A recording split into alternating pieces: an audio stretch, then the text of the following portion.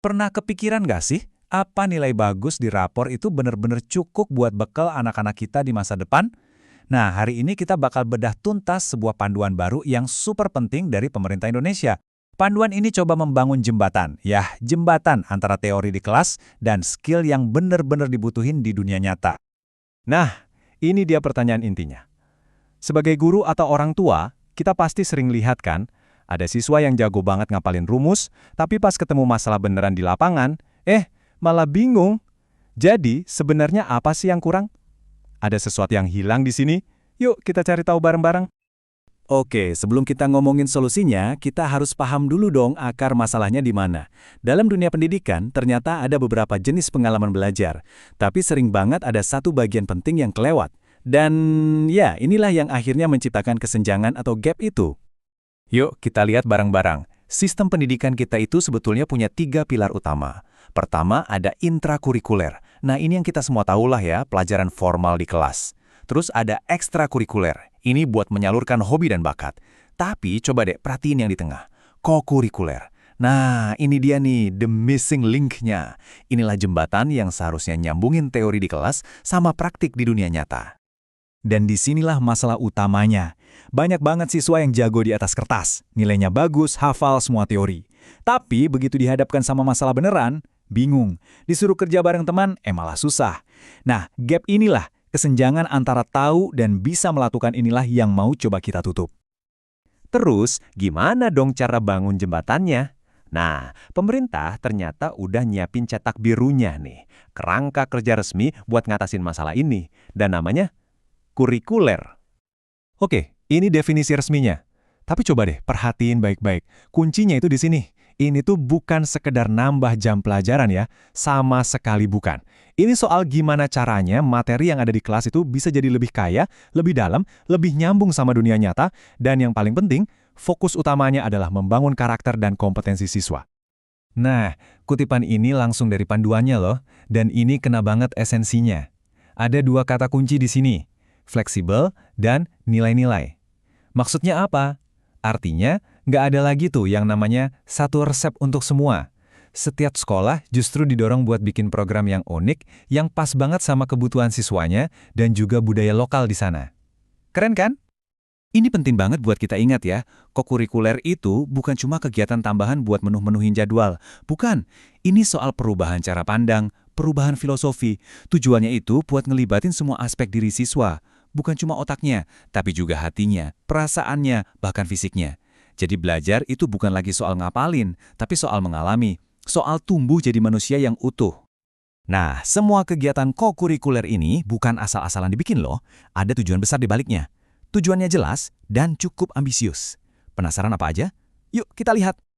Jadi, apa sih tujuan akhirnya? Semuanya itu mengerucut ke 8 target utama. Panduan ini nyebutnya dimensi profil lulusan. Bayangin aja, ini adalah 8 pilar karakter dan kompetensi yang diharapkan dimiliki oleh setiap anak Indonesia pas mereka lulus nanti. Ini the ultimate goal-nya. Dan coba dilihat cakupannya. Luas banget. Ini udah bukan ngomongin nilai pelajaran lagi. Ini soal membentuk manusia seutuhnya. Mulai dari iman dan takwa, sampai kemampuan berpikir kritis kayak ilmuwan. Dari mandiri, bisa kerja bareng, sampai punya wawasan global. Jadi, setiap proyek kokurikuler yang dibikin itu harus sengaja dirancang buat ngasah paling nggak salah satu dari 8 pilar ini. Oke, tujuannya udah jelas, keren banget. Pertanyaan berikutnya, gimana caranya? Nah, enaknya, panduan ini nggak cuma ngasih mimpi, tapi juga ngasih jalannya. Ada 3 model utama yang bisa dipakai sekolah. Jadi, ada 3 pilihan pendekatan yang fleksibel banget. Pertama, yang mungkin paling sering kita dengar, yaitu proyek pembelajaran kolaboratif lintas disiplin ilmu. Kedua, bisa juga mengadopsi gerakan yang udah ada, seperti gerakan 7 kebiasaan anak Indonesia hebat atau G7 KAIH. Dan yang ketiga, ini yang menurut saya paling seru, sekolah diberi kebebasan buat bikin metodenya sendiri. Yang unik, yang benar-benar sekolah banget, dan pas sama konteks lokalnya. Biar lebih kebayang, yuk kita lihat contohnya. Misalkan anak kelas 7 SMP bikin proyek soal lingkungan di sekitar sekolah. Nah di sini mereka nggak cuma belajar IPA tentang ekosistem, tapi mereka juga pakai matematika buat ngitung data sampah, terus pakai pelajaran bahasa Indonesia buat bikin poster atau video kampanye. Kelihatan kan, semua pelajaran jadi nyambung dan relevan sama kehidupan mereka. Dan ini kuncinya. Fleksibilitas, nggak ada satu cara yang paling benar. Justru yang paling benar adalah cara yang paling pas buat sekolah itu sendiri. Disesuaikan sama lingkungannya, sumber dayanya, dan yang paling utama, apa sih yang dibutuhin dan diminati sama murid-muridnya.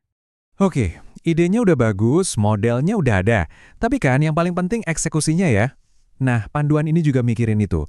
Jadi nggak cuma ngasih inspirasi, tapi juga ngasih langkah-langkah yang jelas, biar rencananya nggak cuma di atas kertas, tapi bener-bener ngasih dampak ke siswa. Proses perencanaannya itu dipecah jadi 4 tahap yang simple dan praktis. Pertama, bentuk timnya dulu. Kedua, analisis dulu apa yang dibutuhin sekolah dan siswa.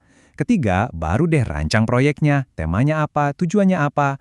Dan terakhir, jangan lupa pikirin juga gimana cara ngukur perkembangannya. Gampang kan? Dibuat supaya para guru bisa langsung praktek. Dan satu lagi, yang nggak kalah penting, sekolah itu nggak bisa kerja sendirian. Panduan ini menekankan banget konsep catur pusat pendidikan. Maksudnya apa? Pendidikan yang berhasil itu butuh kerjasama dari 4 pihak. Sekolah, keluarga di rumah, masyarakat sekitar, dan bahkan media. Semuanya harus sinergi, harus gotong royong. Jadi bisa dibilang visi besarnya itu bukan lagi sekedar nambahin kegiatan di sekolah, tapi membangun sebuah ekosistem. Ya, ekosistem pembelajaran yang saling mendukung, di mana semua orang punya peran buat bantu anak-anak kita tumbuh jadi versi terbaik dari diri mereka. Pada akhirnya, panduan ini sebenarnya adalah sebuah undangan terbuka. Sebuah kanvas kosong yang bisa kita warnai bersama. Jadi sekarang pertanyaannya kembali ke kita masing-masing. Entah sebagai guru, orang tua, atau bagian dari masyarakat. Jembatan seperti apa yang akan Anda bangun untuk anak-anak kita?